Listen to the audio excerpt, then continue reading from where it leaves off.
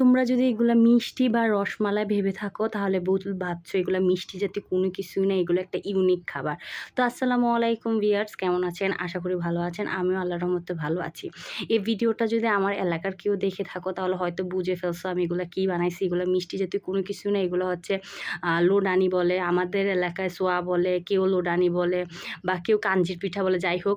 তো এই জিনিসগুলো আসলে একটু ইউনিক, কারণ এখনকার জেনারেশন হয়তো অনেকেই চিনবে না, বাট সেই কালের কিছু মানুষ আছে যারা এগুলা অনেক পছন্দ করে। আর সেই কালের মানুষগুলা যারা রান্নাবান্না করে, এই কালের মানুষগুলো যারা পছন্দ করে ওরা চিনবে।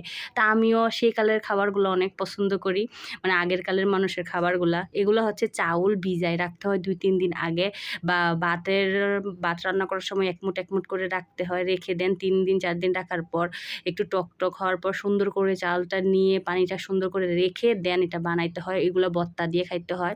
তো আমি ফার্স্টের ভর্তাটা বানাই ফেলতেছিলাম, মরিচ ভর্তা, সাথে ধনেপাতা পেঁয়াজও দিয়েছি, শুটকি দেই নাই, কারণ যেহেতু এটা খাবো একটু ঝাল করেই খাবো। তো এগুলো বাড়তে গিয়ে আমার 12টা বাজে গেছে, কারণ এত গরম ছিল। এই গরমের মধ্যে আমি সুন্দর করে টুকটুক করে করতেছিলাম রান্নাঘরে, তো আমার ফ্যান নাই।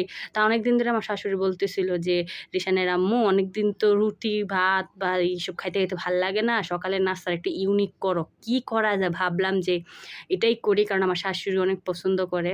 তো চাউলগুলা বাটতেছিলাম আর ভাবতেছিলাম যে আমার আম্মা কিভাবে এতগুলা করে। বাড়িতে গেলে যতবারই যাই আমার আম্মু এগুলা কইরা আমারে খাওয়ায়। আমি বেশি ভিজাই না, যেহেতু আমরা মানুষ খুবই কম। তো এগুলা আমি অল্প 1 পটের মতন ভিজাইছিলাম, 1 পটের থেকে একটু বেশি। তো এগুলো বাটতেছিলাম আর হাত ব্যথা হয়ে যাইতেছিল। এর আগেও আমি অনেকবার বানাইছি, তবে এবার গরমটা অনেক বেশি হওয়ার কারণে আমার অনেক কষ্ট হইতেছিল।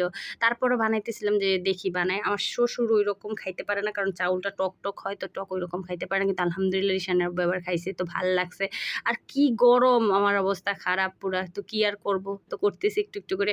তো তোমাদের এলাকায় এই খাবারটার নাম কি বলে একটু কমেন্ট করে জানাবা, যে তোমাদের এলাকায় কি বলে, আবার তোমরা খাও কিনা। আমি জানি না অন্যান্য এলাকায় এগুলো খায় কিনা, বাট আমাদের এলাকায় এটা খুব জনপ্রিয় খাবার। তো সুন্দর করে বেটে টেটে নিছি, দেন আমি সুন্দর করে এই যে পানিটা চাউলটার থেকে হয়েছিল এই পানিটা সুন্দর করে দিয়ে লবণ দিয়ে দেন মেখে ঝুঁকে করে ফেলছি আর কি। মানে তোমরা আমার এলাকার সবাই এগুলো পারে, আমি আর কি রেসিপি দিব বলো, এগুলো রেসিপি দিলে বোকামি হয়। তো আমি যতটুকু যেভাবে আমি করছি, এর আগে অনেকবার করছি, বানাইছি।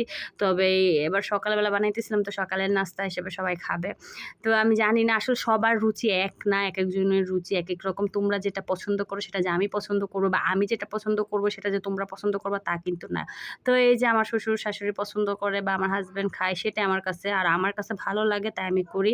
আর আমার খুব খারাপ লাগতেছিল, মারে মিস করতেছিলাম যে আমার মা এগুলা কীভাবে করে, এতগুলা বাড়তে আমার পুরো জান বেরিয়ে গেছে, আর আম্মু কীভাবে করে। তো যাই হোক করছি, তো আলহামদুলিল্লাহ মজা হয়েছে। তো ভিডিওটা ভালো লাগলে লাইক কমেন্ট শেয়ার দিয়ে পাশে থাকবেন। তো আজ এই পর্যন্তই, আল্লাহ হাফেজ।